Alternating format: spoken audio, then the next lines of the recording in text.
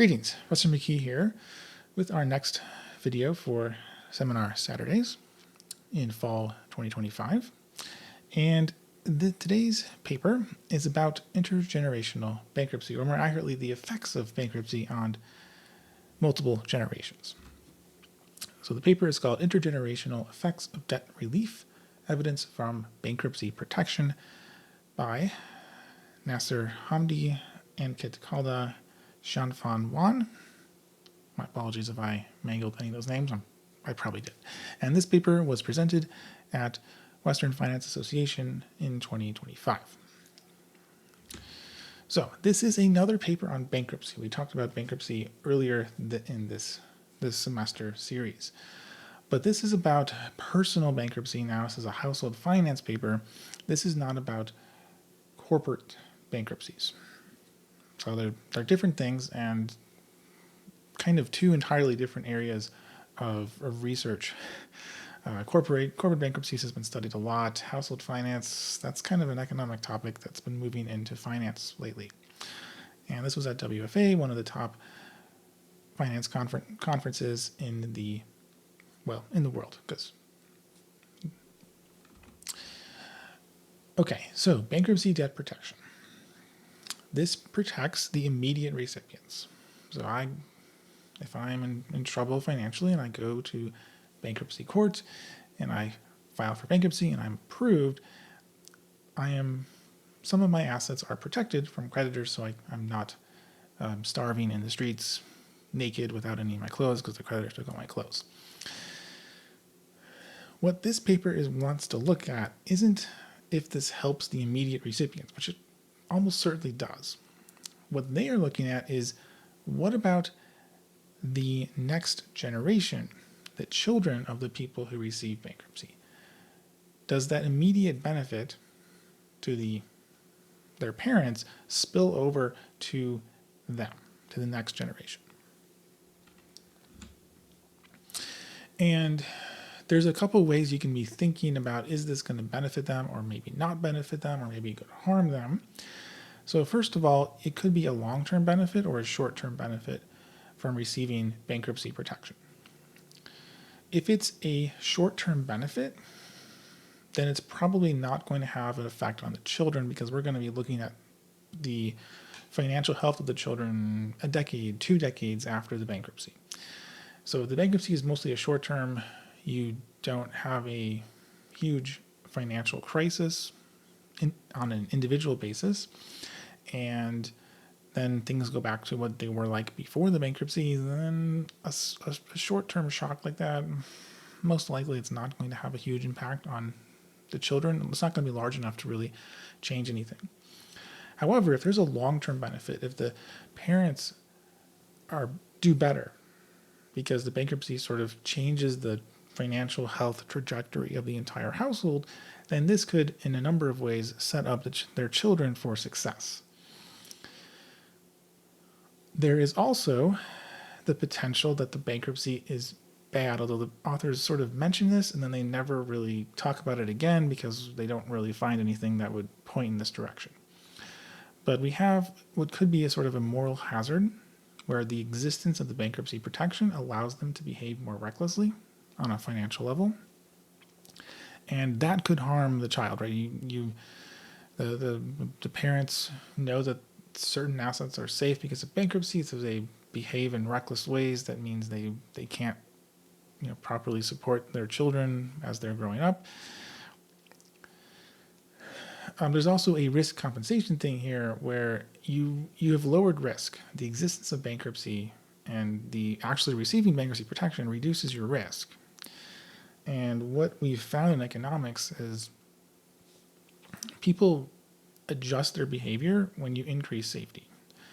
It doesn't mean the safety increase is a bad idea, but it does mean that they will behave more aggressively if they know it's going to be safer. So the classic economics paper that talks about this is by Peltzman. So it's called sometimes the Peltzman effect, on the laws that required people to wear seatbelts in cars.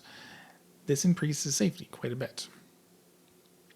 And what Peltzman found was that people started driving more aggressively. So some of the safety benefit was no longer a reduction in fatalities or injuries, but their ability to drive more aggressively, which being able to drive more aggressively, there's a reason people want to do that. There's a benefit there. And people are choosing sort of the menu of how much risk they're willing to take, at least intuitively. So that could be happening where the parents, because of risk compensation or because there's some sort of moral hazard, because they know they have the backstop of bankruptcy, behave in financially unwise ways that harm the child. There's not really evidence of that, though. Now, the empirical challenge here is kind of the normal empirical challenge that you have in pretty much every paper. People choose bankruptcy. You don't randomly receive bankruptcy protection. You have to seek it out. You have to go to court and say, hey, I'm in big trouble, and here is my financial situation, and you have to convince the bankruptcy judge, that you do indeed qualify to receive bankruptcy protection. So the authors need to establish causality somehow, and what they do, which is a common approach in a lot of papers I've seen, especially because I do quite a bit of work in law and finance, law and economics with my own research, is they're looking at the differences in the judge you get. Because bankruptcy judges are going to have some discretion on approving bankruptcy. And some are going to be more lenient in interpreting the rules, so they let more people into bankruptcy protection than other judges. And if you randomly draw a lenient judge versus a stricter judge, that makes the approval more likely. So what they're going to do is they're comparing the results between two groups of people who both filed for personal bankruptcy protection, but one group was randomly less likely to be approved because they had a judge who interpreted the qualification rules more less leniently. Now, they do spend some time in this paper addressing what I'm about to talk about, but I just want to kind of, as a general point, be careful about assuming that you really truly have a random assignment for judges, and be careful about sort of assuming that things are random in courtrooms at all, because a lot of times there's been several cases, including one I'm going to talk about, where it turned out the legal process wasn't actually random. So I'm not 100% convinced that the bankruptcy judge assignment is truly random. I think they have some good evidence that they bring up, which is not really empirical evidence, it's sort of arguments. But it entirely could be the case that the bankruptcy office doesn't actually assign the personal bankruptcy cases randomly. They actually sort of have a prejudgment on the person's application, and they forward it to a particular judge. It doesn't have to be for a corrupt any sort of corrupt reason. There's a previous paper that the authors actually talk about. It's called Kleiner et al. That was published in 2022, and they were looking at corporation bankruptcies, which are a lot more complicated generally than a personal bankruptcy. And they found that the assignment of the bankruptcy judges wasn't actually random for a corporation bankruptcy. And that very sophisticated investors, hedge funds, were able to manipulate the pattern to ensure that a favorable judge for that investor got assigned. And the pattern is basically, if one judge has a very complicated bankruptcy case, the corporation is large and there's a lot of complications, so it's a really tough, a lot of hard work for that judge. The next hard case won't be assigned to that judge again.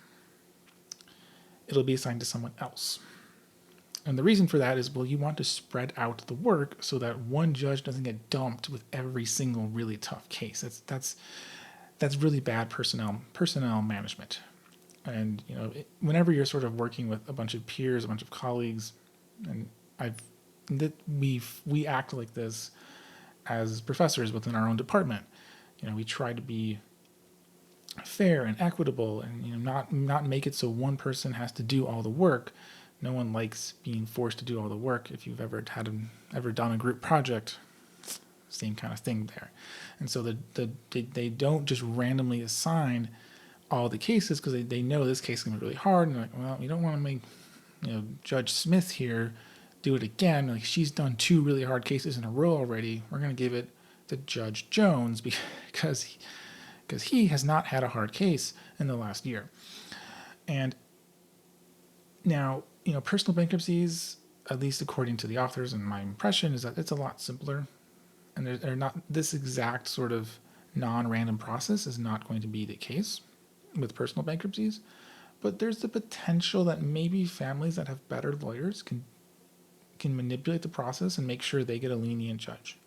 I don't know. They don't really they can control for things like income, and presumably if you have more money, you're able to hire a better lawyer. On the other hand, you're going bankrupt, so do you really have money? I don't know. But yeah, so the other thing I wanted to bring up was there was a paper about judge sentencing. And I don't remember the exact details of the paper. I will look it up and include in the link to it in the video description. But what it basically was saying is like, it depends on how harsh the judge is in sentencing you and how accurate the judge is. Depends on when in the day that you get assigned. The paper assumed that the time of day was random. So, if you got assigned right before lunchtime versus earlier in the morning, the guns right before lunchtime, the judge was harsher. The judge was more likely to get the sentencing wrong. And they were like, oh, well, judge is tired. Judge has been working all day, all morning, and now lunch is about to happen, and judge sort of phones it in for the last proceedings. Turns out that paper was completely wrong because the assignment of the proceedings was not random. Rather, the judges know which cases are going to be more difficult and which cases will be easy, and so they put the easy ones first and put the hard one at the end, because if it ran long, it just runs into your lunchtime. I believe that. I'm not 100% certain that's the exact reason why, but it was not actually random. So they were deliberately putting the hard cases at the end.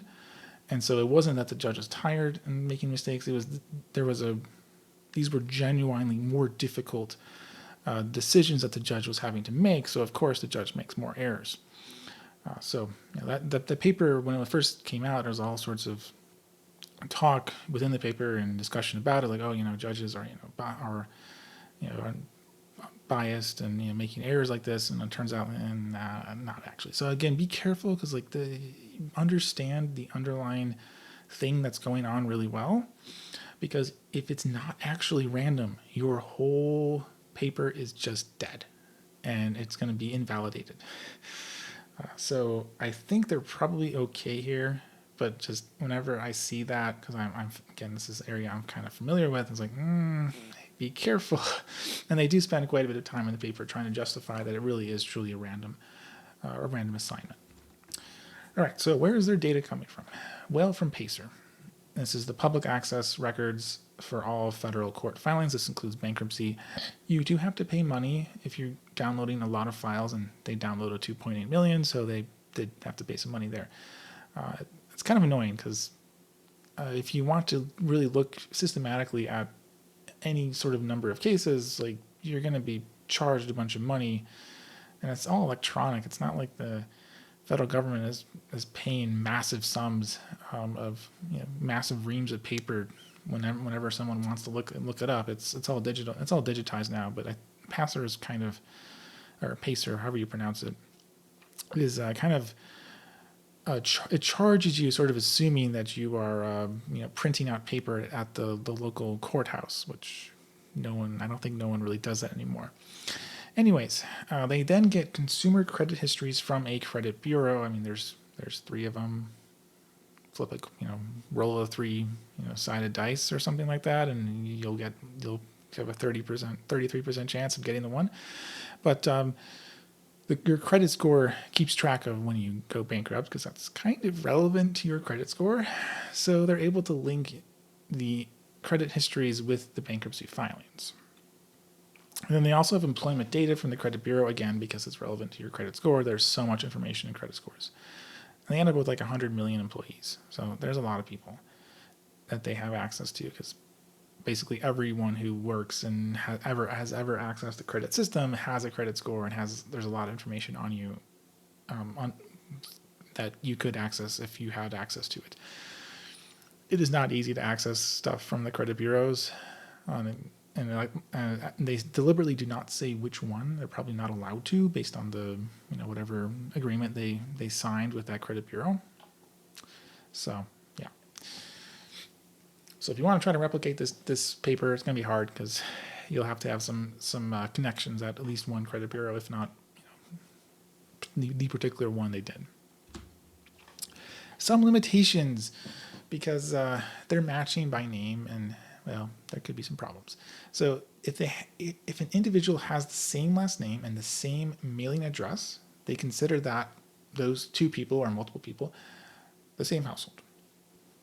Now, there are some problems with doing that, because if it's a household but the couple doesn't marry, there's two people, they're cohabitating, they're living together, they're a household for all intents and purposes, but they haven't gotten married, well, they're not going to change their name, so they might be systematically missed.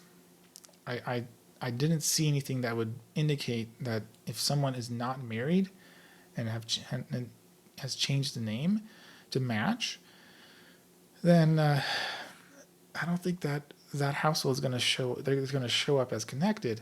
Also, if they do get married but they don't change the name to match each other. For instance, my mother didn't change her last name. I think that my mom and dad would not be considered a household, even though they're married and they live together. They've lived together my entire life, and longer than that. So they're clearly a household, but the way they're trying to link things together, they're not going to include like my parents and possibly other parents too. And the reason we might be concerned about that is there might be systematic differences between households that never married and households that do, and households that marry but don't change names versus households that marry and do change names. That might have an effect on their children's outcome later in life. Now, of course, it's being filtered through the randomization of getting a judge or not, so you're probably protected from some problems there, but another issue is you would have a smaller sample, but they have a very large sample. Let's say they have 2.8 million filings and 100 million employees. If you have an individual that's 17 to 50 years younger than the bankruptcy filer, those people are considered children. And the children only appear if the children also has credit information. So if the kid has not applied for a credit card or anything like that, then the child won't show up with the credit bureau's credit score, and so the child won't be there. So the sample is limited to children who access credit while still living with parents. So if you leave the household and then you access credit, they're not gonna find you. They still find lots of matches, but I think it's important to bring this up that there are some data problems with how they can match people and identify that this is a household, this is a family, and that potentially limits the results, it potentially biases the results, although because of the judges being random, they're pretty safe. But their results might only be true for the kind of families that get married and change their names when getting married, and it might not be as applicable for households that don't marry, or households that marry but don't change names, assuming there's some sort of other, some underlying reason why they're not marrying or not changing the name. All right, enough about that. How are they doing this? So they're doing instrumental variable approach, instrumenting on the leniency of the judge that is randomly assigned to you. So the relevance criteria is easily met. They have an extremely strong IV here. Leniency is correlated with higher likelihood of bankruptcy protections. It is a very, very strong correlation. But usually relevance is the easy test. The harder test is the exclusionary one, which is that judge leniency only affects the future outcomes of the children through the decision to allow them to receive bankruptcy protections. Now, it's not very likely the family will ever interact with the judge outside of bankruptcy. And like that part is very straightforward. It's like, well, you're not going to go talk to your bankruptcy judge 2 years from now. Like, why would, why? Like, you're not going to do that. However,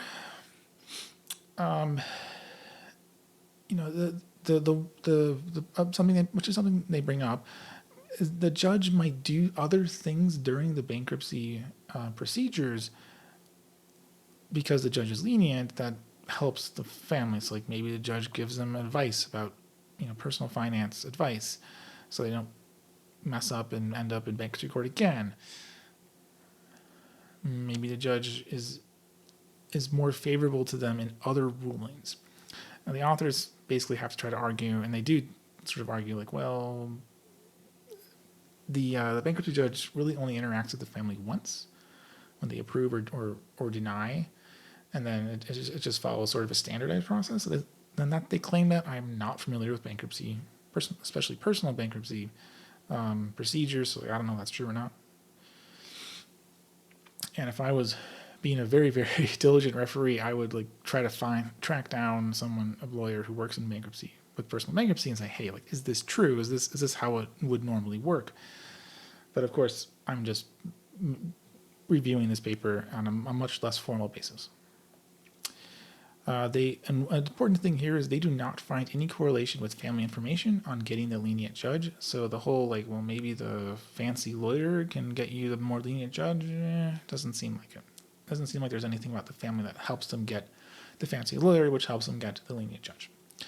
And then one other thing that they need is monotonicity, which is that the judge leniency is monotonic, which means that if a stricter judge would approve, the lenient judge always also approves, right? So if case A, the strict judge says yes, then lenient judge also says yes. In case B, which is more iffy, strict judge says no, lenient judge says yes.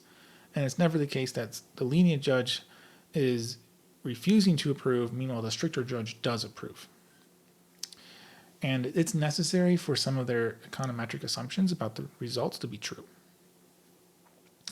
So, in terms of relevance, 95% correlation here. F-stat is 740. It is extremely strong, extremely highly correlated. This is not a weak IV. We are good. Nothing more to say here.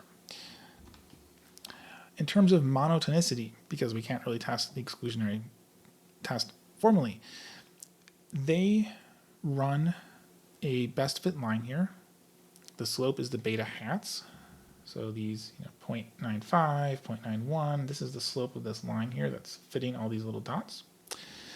And they're running this on a number of family metrics. So your age, your children, how old your children are, number of children, where you live, and your zip code income.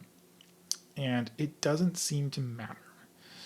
If the judge is always going to approve in a more lenient way, then that slope of that line should be 1. And, well, it's not exactly 1, but it's extremely close. So in terms of monotonicity, it's not 100% perfect. It's never going to be, but it's really good. It's a very straight line. Okay, now let's get to the actual results here. So what happens to the children of the parents who received bankruptcy protection? So if you receive bankruptcy protection, because you got that lenient judge, the children have higher income 10, 15, and 20 years after the event of receiving bankruptcy protection. $1,200 to $2,800 of annual income. So a couple $1,000s more. And if they're looking at income at the child's age, it starts at about 500 more at age 20, goes up to 4,000 more at age 35. It's supposedly 18,000 more at age 40, but they don't have a lot of observations. The statistical significance has dropped quite a bit. I am not super confident that this 18,000 is really very accurate. It certainly isn't super consistent with this sort of thing here. My interpretation of this would be, the kids seem to have about $1,000 to $2,000 of annual income higher, 15, 20 years after the bankruptcy, which that we see anything at all is quite remarkable, because 15 years is a long time for a single event like this to still have an effect. On the other hand, a couple $1,000s of annual income isn't nothing, but it's not a huge life-changing amount of money. At least I don't think it is. They also look at the relative income, so relative to everyone else, and because having a higher income, maybe it's being eaten up by inflation, or everyone else also receiving higher income too. So their upward mobility in terms of their income relative to the entire population, they're a little bit higher in terms of their percentile for income. And that's true across the spectrum of years, although, as you can see, at age 40, it disappears in terms of statistical significance. There's no star there. It's not nearly as convincing as the flat amount of cash that they're getting each year in additional income, but it's maybe there. Are they more likely to own a home? Yes. Yes, they are. And it's a fairly noticeable percentage. There's they're 3% higher, 4% higher, 5% higher. At age 35, they're 7% more likely than the people who didn't receive bankruptcy protection. Again, at age 40, it kind of disappears, but also their sample crashes down to 9,000, when 5 years earlier, it was 98,000. Huge drop in statistical power. So it does seem like the children are more likely to own a home at relatively young ages than the people who didn't receive bankruptcy protection. Okay, so income and homeownership are higher as adults if their parents received bankruptcy protection. But the second question that the paper is trying to answer is why? Why is it doing this? Why does bankruptcy protection provide such a benefit? And they propose a whole bunch of different channels. So let's talk about them. The first one is asset protection. So the assets of the parent were protected. They retained those assets, like for instance a house to live in, and they used those assets to financially help their children over that stretch of time. So mom and dad can help pay for college, although that kind of bleeds into the next one. So the mom and dad are providing some financial assistance because their assets were protected and they didn't lose them when they had that financial hardship. Secondly, education. So the parents were able to better help the children gain skills needed for higher employment because they had more resources to assist with college tuition, or more resources to help them when they were in high school. So the children are higher skilled. That would explain why they're earning more money, and of course why they're able to own a home more easily. Next one is there's two here. So it's either relocation or neighborhood effects. So because of bankruptcy protection, they're not foreclosed on, or if they're renting, they're not forced to continually move to dodge debt collectors. So the lack of stability from moving around so frequently could reduce the children's ability to develop skills. Alternatively, parents aren't being forced to move to a worse neighborhood with worse network effects. And there's a paper by Chetty and Hendren. Chetty's a very, very famous, successful economics researcher in basically household finance type things. And the paper what they found in the paper, to very, very briefly summarize it, is there was a network effect based on the neighborhood you grew up in. So if the neighborhood was a wealthier, had better connections, various sorts of things, you performed better financially as an adult. And they control for things like your parents and a lot of various stuff like that. Although so they're looking at So maybe you go to a place with a worse network, is a worse neighborhood, and so you perform worse. But if you have protection, you're not forced to move, so you don't receive the worst network. And then finally, which is an interesting one, is that this traumatic experience changes the child's behavior.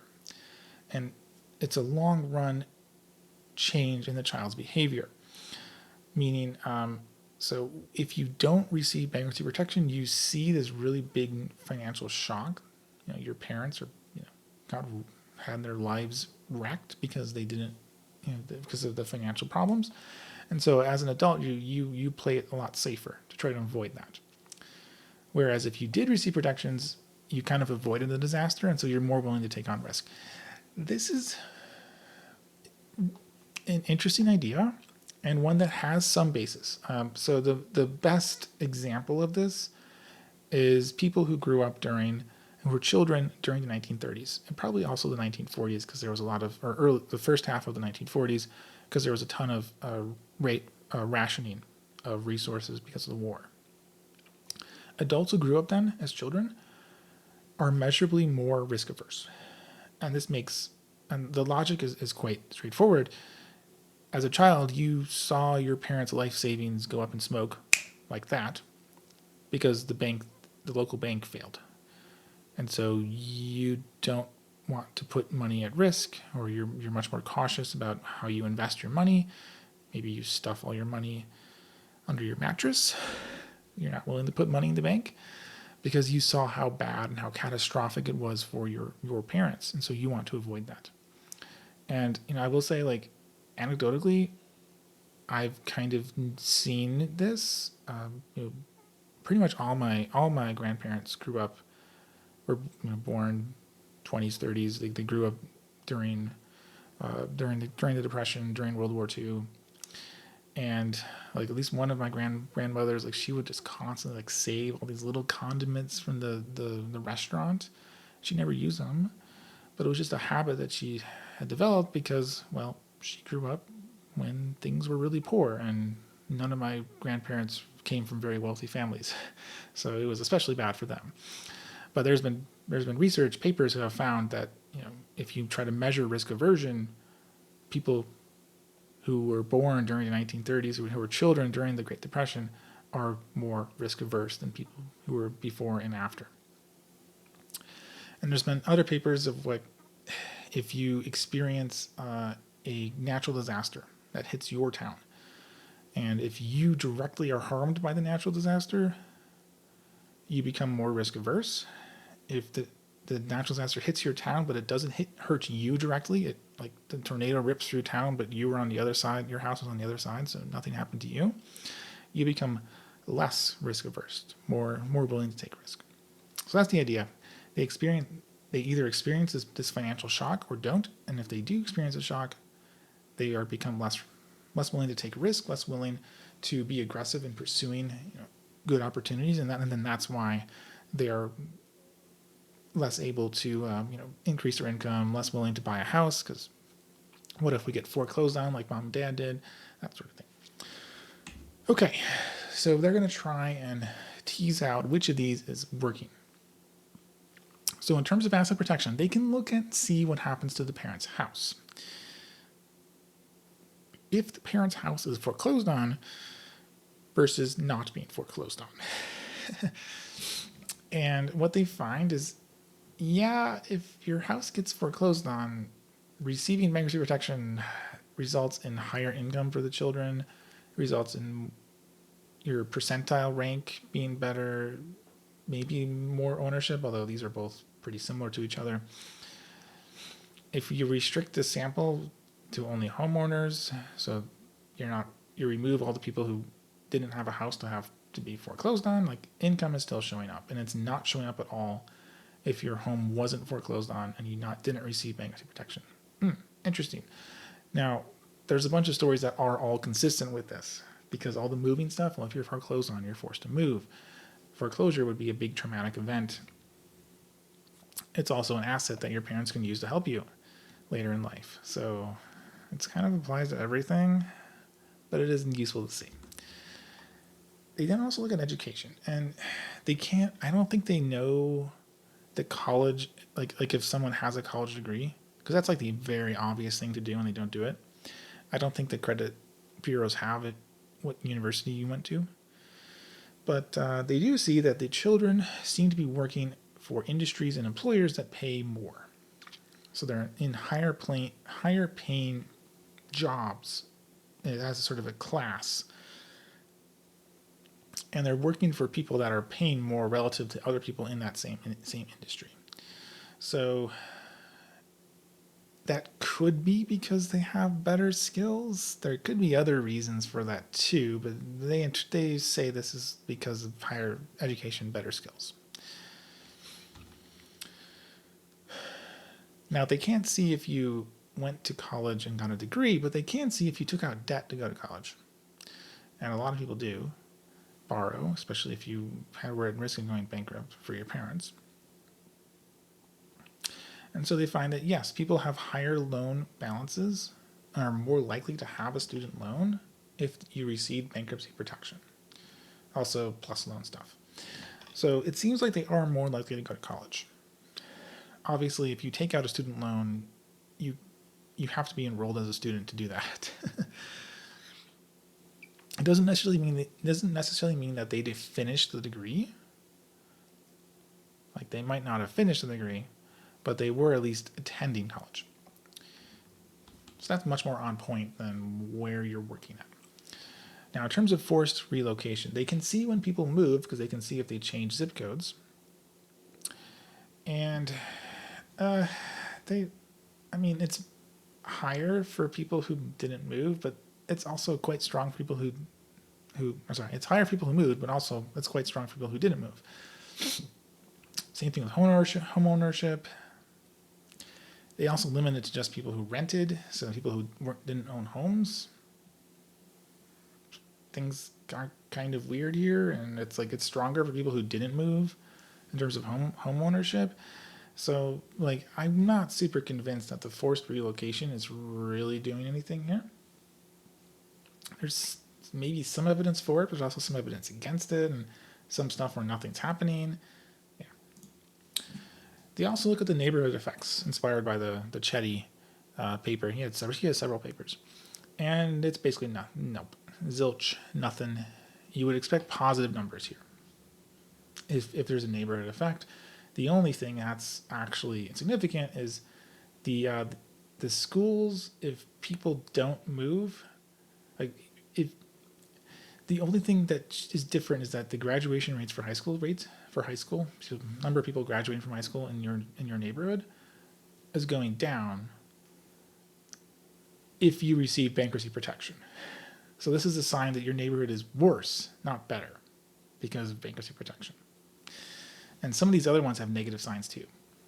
Like zip code income goes down in between filing and age 18. Graduation rate is lower, although these are insignificant. So you're not even getting the right sign. This neighborhood effect does not seem to be applying here. And then traumatic experience. It's not really the case here. So they look at if children are choosing industries and employers that have higher risk, higher income volatility. And the answer is not really. They get one thing here, but when they have a more stringent fixed effects, it goes away. And for industry, it's actually it goes negative. So there's not really evidence for it. And to be honest, I'm not super surprised. An individual traumatic experience of seeing your parents go deal with the bankruptcy, I'm sure it has some at least short-term effect. But, compared to the Great Depression, where not just you, but everyone is suffering incredible financial hardship, that is just way, it's going to be such a massive effect compared to just a single individual bankruptcy. It's just hard to believe that it could be anywhere near the same magnitude as something like the Great Depression. So, in terms of potential channels, it seems like the education channel and the asset protection channel are the strongest, as in why income and home ownership is going up. Very little evidence for traumatic experience or neighborhood effects. Those are basically dead as channels. The relocation, there's maybe something there, but it's hard to say. So it seems like if your parents are in need of bankruptcy protection, they receive it, you do a little bit better. You're going to be doing a little bit better 10, 20 years later when you're starting to work as a young and middle-aged adult. So, does bankruptcy protection provide long-term benefits to the children of the people who receive it? Yes. There is a modest increase in income, which is kind of impressive because anything having such an effect over 10, 20 years is quite difficult to find. It is most likely because parents have more assets to support children, and children go to college more often and then subsequently have higher income. If you're a college graduate, you tend to have higher income. It's not because it prevents experiencing a debt crisis in your formative years, the trauma from that, or because it prevents parents from being forced into worse neighborhoods with worse peer effects. Definitely not those. It could be that you don't have to relocate. And I guess I'll just, as a kind of a note here, like this is an interesting benefit. It's not a huge benefit though. And if you're a policymaker and you're thinking like, well, maybe we should change the rules for bankruptcy protection because we want to benefit the children of the people receiving bankruptcy, like this is you should maybe take this into account when you're deciding policy, but you should also take into account the benefits to the people who are actually receiving bankruptcy and the harm that the creditors of the people receiving bankruptcy are going to experience too. And those people are probably receiving a much larger benefit or harm than the children of the ones trying to declare bankruptcy. So like don't overread a second order effect like this. It's an interesting paper. I enjoyed reading it. I kind of always enjoyed papers that take advantage of randomization in law, but be cautious, please, policymakers. Don't just read one paper and decide to completely revamp bankruptcy policy. Be more careful than that. There's going to be a lot of unintended consequences if you don't. All right, so that is everything for our paper today. If you enjoyed, please comment, like, and/or subscribe so that others can find this series too. And I will see you all next week with another paper from WFA.